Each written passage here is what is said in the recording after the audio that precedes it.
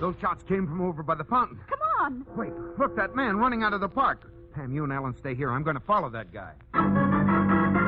Mr. and Mrs. North, starring Barbara Britton and Richard Denning. Listen as Pam and Jerry solve the mystery, Murder for Sale.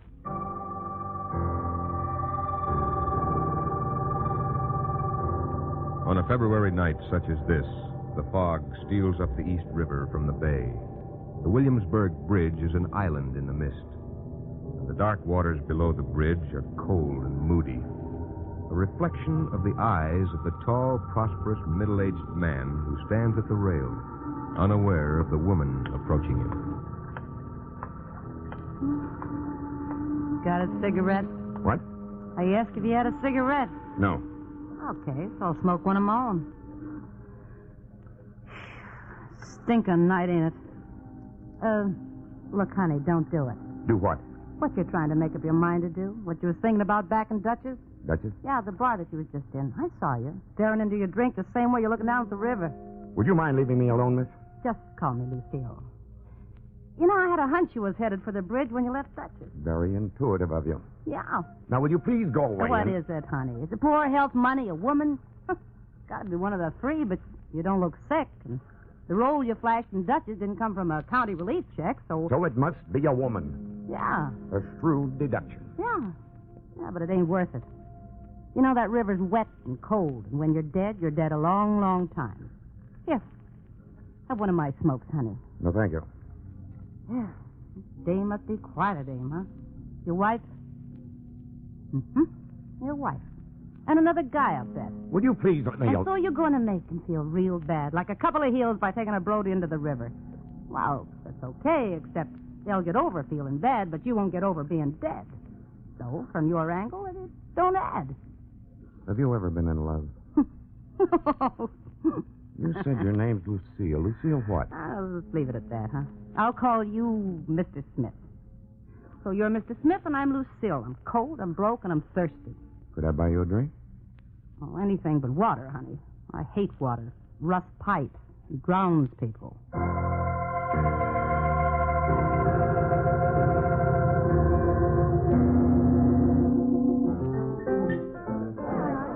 Jerry, it's after 9. Let's get out of here. Okay, darling. I hate these cocktail parties. So do I. Come on, let's go. Who are you looking for? Well, I thought Charles and Ellen would be here. The Prescott? Yeah, I wanted to see Charlie on a business thing. Jerry! Huh? Jerry! How are you? I haven't seen you for months. Mark! How's the publishing Oh, business? fine. How's the stock market? Oh, up and down. Mark, I'd like you to meet my wife. So this is Pam. I've heard a lot about you from Ellen, Mrs. Prescott. Pam, this is Mark Willey. How do you do?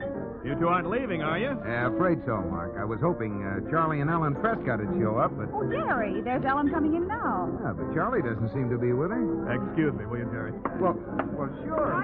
Nice to meet you, Mr. Willard. Ellen? Ellen? Oh, Mark, you were able to make it? Yeah. Charles isn't with you. No. Keep your coat on. Mark, where are you taking me? Out on the balcony. What a jam. Ellen. No, Mark. Please, somebody might see us. I wish somebody would. Mark. Some fat-mouthed gossip who'd go running to Charles. Apparently that's the only way he's going to find out about us. Mark, will you... Or have you told him? You know I haven't. I know you've promised to. Last week and the week before that and a couple of months before that. Ellen, how long is this going to go on? Mark, why must you always make a crisis of every time we see one another? I don't. I merely want to know what you're going to do about telling Charles you want a divorce. Well, it's so hard. Is it any easier than this? Look, Ellen, if you don't tell him, I will. No, please. Mark, give me a little more time. How much more? A week. Ellen. A week, Mark, please. I promise you. A week from today, you'll have your answer.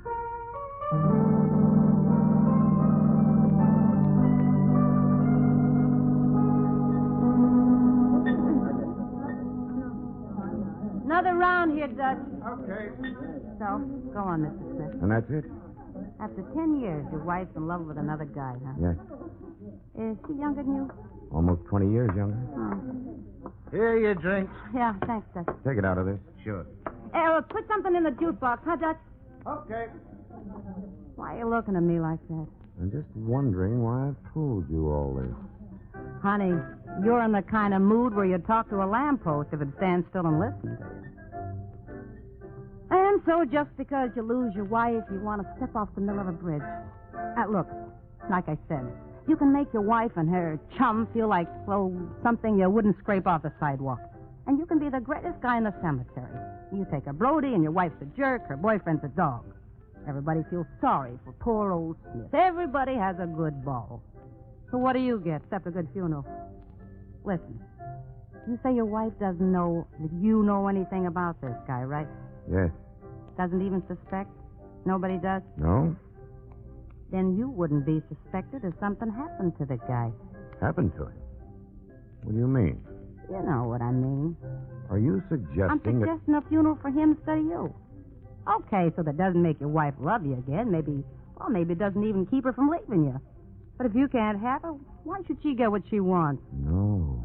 It's better than a river, honey. I'm not a murderer. I know you're not, honey. But I got a gentleman friend who is. What? If you got $1,000, my friend's got a gun.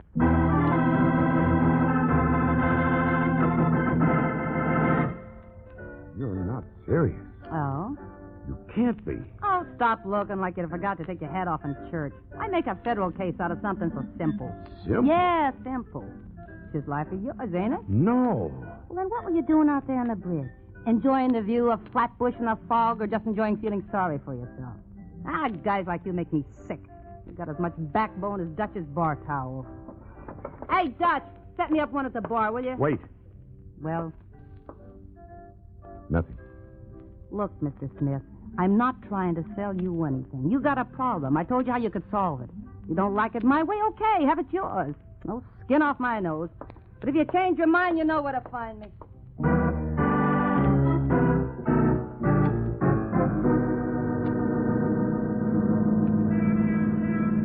It's awfully nice of you to drive me home. Not at all, Ellen. I'm sorry Charlie couldn't make the party. Yes, it was too bad. By the way, I didn't know Charlie and you were acquainted with Mark Willard. Mark? Oh, yes. Yes, we met him last summer in Southampton. Oh, Mark's a nice fellow. Yes. Yes, he is. Oh, here we are, Jerry. Right. Well, thanks again for the lift. Okay, Ellen. We'll have to get together real soon, Ellen. Yes. Good night. Say hello to Charlie for us.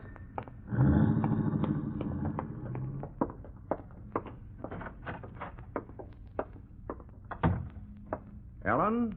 Oh, Charles, you're home. I just got in a few minutes ago. Did you go to the Lindells' party? Yes, I'm sorry you couldn't make it.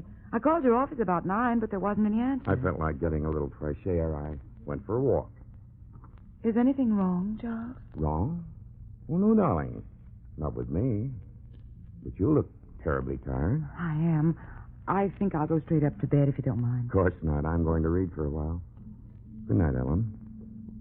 Charles? Yes? Charles, I'd like to go away. Away? Where? Well, I don't know. I haven't thought about that. I just want to get away. Alone? Yes. A little sudden, isn't it? Oh, yes, I suppose it is, but How long would you be gone? a week. All right, darling. We'll talk about it some more in the morning, and I'll have the office make the necessary arrangements. Thank you, Charles. You're awfully sweet to me. It's not hard, Ellen. Loving you as much as I do. Good night. Good night, Charles. Ellen, Yes? was Mark Willard at the party? Why, yes, he was. Why do you ask? Just wondered. He's handling a little stock transaction for me. I thought he might have mentioned how he was making out on it. Well, no, he didn't say anything about it. Well, I'd better call him in the morning in case he's going out of town. Good night, Charles.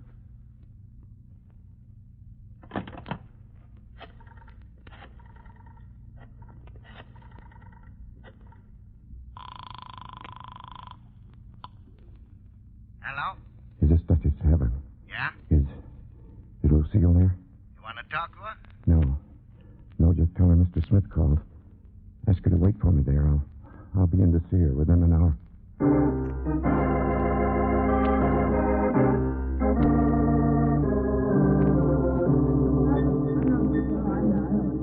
Give me a couple of nickels, Dutch. Here you are. Thanks.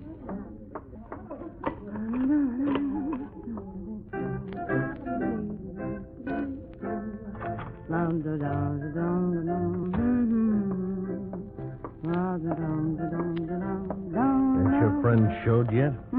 No. Said he'd be here in an hour. He'll be here. I don't want him to see me. I know. So? So go sit in the last booth.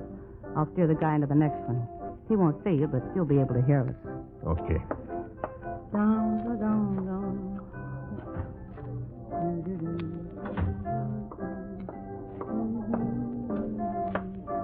Hey, you're late. Sorry? What made you change your mind? Never mind. Let's get this over with. Sure. Let's take this booth here.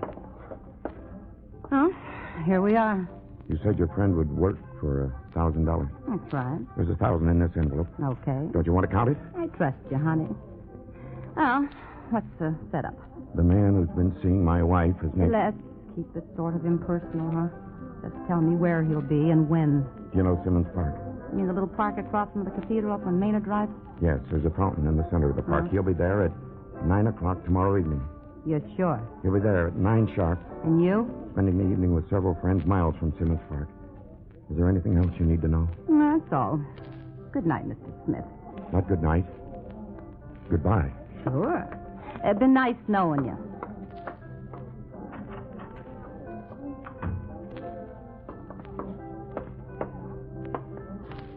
Did you hear?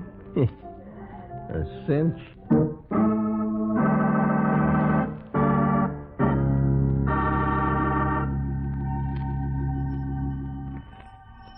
Jerry, the alarm clock.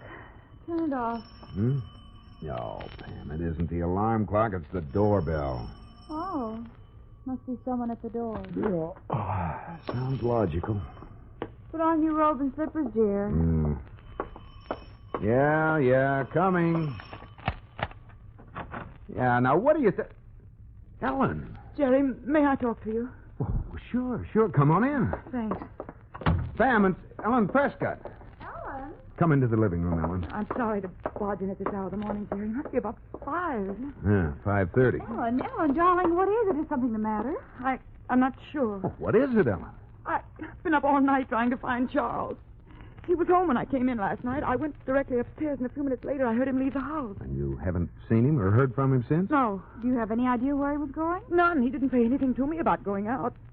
Something's happened to him. I know it has. Now, take it easy, Ellen. If anything had happened to him, if he'd been in an accident or if he'd been taken to a hospital, you'd surely have been notified by this time. Oh, Pam, you don't understand. If something's happened, it wasn't an accident. Huh? What do you mean, Ellen?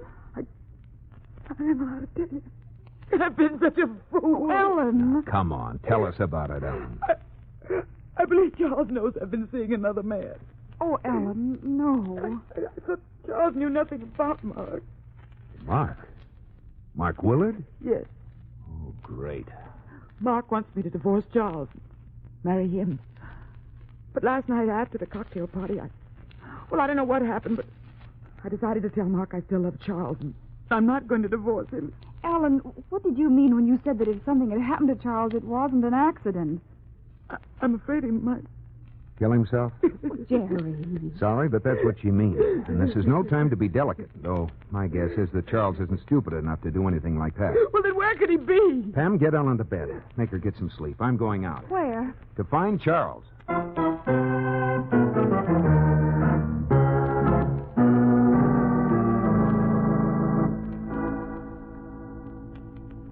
Understand, Charles. What is it you want to see me about? That stock deal we were discussing a couple of weeks ago, I want to talk to you about it again. At 9 o'clock in the middle of Simmons Park? There's someone I want you to meet, Mark. A man I think you can do some good with in a business way. He lives near the park, and I thought we could meet there and go on together. Well, all right, Charles. Simmons Park, 9 o'clock. Sharp.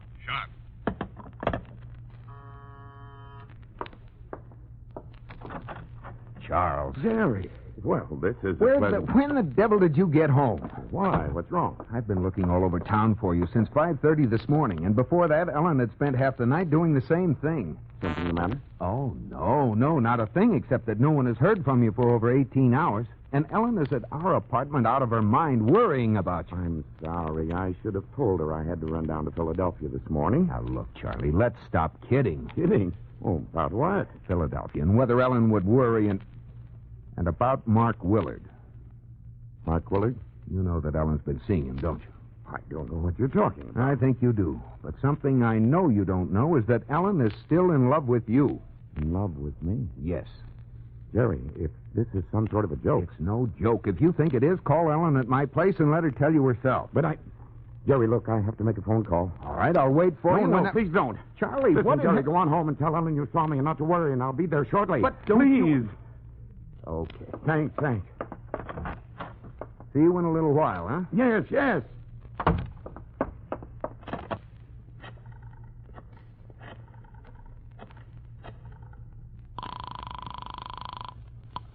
Willard and Company. Mr. Willard, please. I'm sorry, Mr. Willard isn't in. Not in? He left for the day. Well, why can't I reach him? This is Charles Prescott. I'm sorry, sir, but Mr. Willard didn't say where he could be reached. But it's urgent. You must have some idea where I can get in touch with him. You must.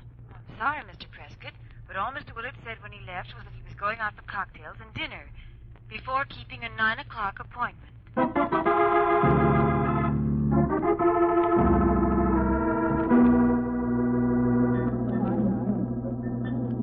Sure, I know Lucille.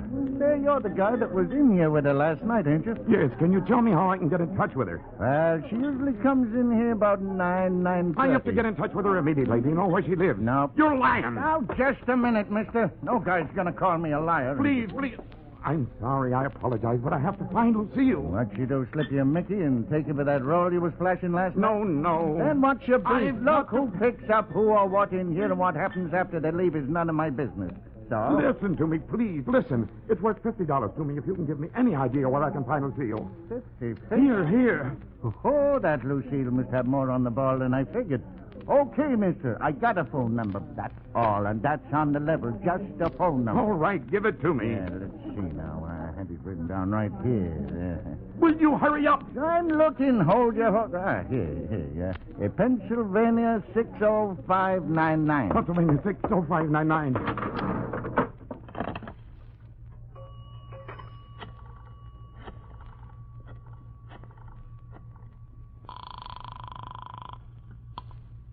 Hello? Lucille? That's right. Who's this, honey? Mr. Smith. Smith? The man you met in the bridge last night. Bridge? What bridge? What's the matter with you? This is the man with whom you made certain arrangements. What is this, a gag? Listen to me. It's after 8. We haven't much time. Those arrangements must be canceled. You must get in touch with your friend and tell him not to keep the appointment in Simmons Park. Look, I don't know what you're talking about. I didn't meet any man on the bridge, and I didn't make any arrangements. And I never knew anybody named Smith. Will you listen to... Hello? Hello? Hello?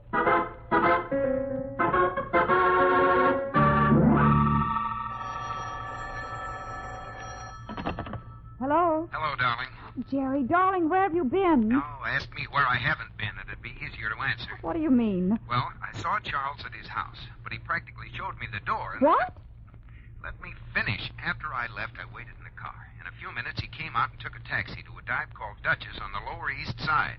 Then he left there, went to Mark Willard's apartment, and after that, he went to practically every restaurant and cocktail lounge in town. Well, where is he now? I don't know. I lost him. And I gather you or Ellen haven't heard from him. No, but Mark Willard called Ellen here and said he had an appointment with Charles at 9 in Simmons Park. Simmons Park? Well, why the devil are they meeting there? I don't know. Neither does Mark Willard. All he said was that Charles insisted on it. What time is it now? It's about 8:35. Look, you and Ellen take a taxi and meet me at the Maynard Drive entrance to the park. If the three of us hurry, we can just about make it by 9.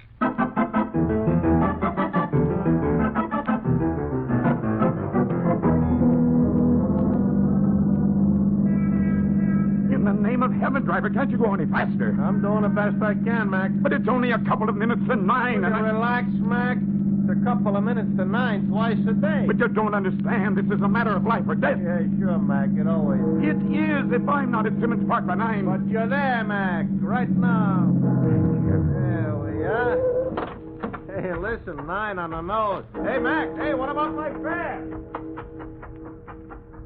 Mark! Look out! Oh.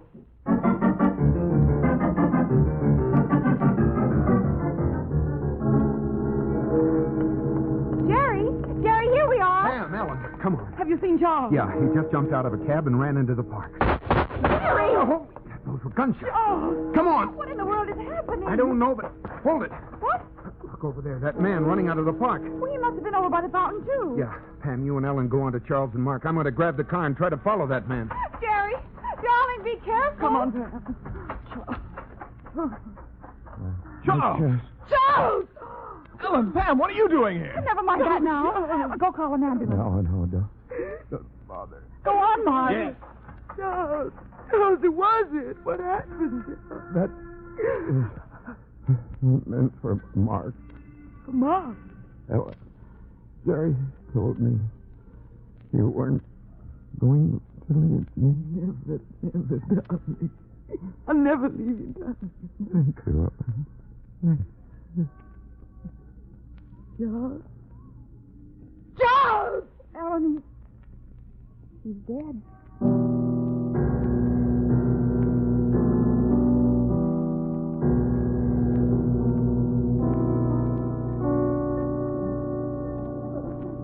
And then just as I drew a bead in that guy standing by the fountain, some joker runs into the park yelling, Mark, look out. Go on. Well, the guy at the fountain moved just as I let it blast, and the jerk that yelled at him ran into 3 slugs. Was the guy you shot the guy was in here talking to me last I tell night? you, I don't know who he was. It was dark. Didn't even see him till after I started blasting. What? Must have been. Why, the stupid jerk. What was he doing there? I don't know, and I didn't wait around to ask. Well, you sure messed this up. I messed it up. Yeah. You're the one who made the deal. You're the one who said it was solid. All right. Besides, what difference does it make? In fact, it works out better this way. We get the dough, and the only guy could hook us up with the caper ain't going to be talking. Yeah, that's right. I hadn't thought of that. So cheer up. You say we blow this joint, huh? Where you want to go? What do you think? Come on. Night, Dutch. Yeah.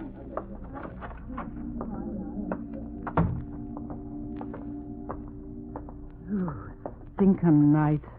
Me, I like the fog. Oh, you would. My place? Your place. Sorry, but it's going to be my place. That's the man, officer. Well, my old friend Spade Loomis. This'll be a pleasure. Spade's worn these cuffs off, and I'm thinking of having them monogrammed with his initials. Come along, Spade. We'll take you down. Look out, Murdoch! Are you okay, Murdoch? Fit as a fiddle, Mr. North. Spade! Oh, Spade! I'm afraid he can't hear you. Like you said yourself, lady, it's a stinking night.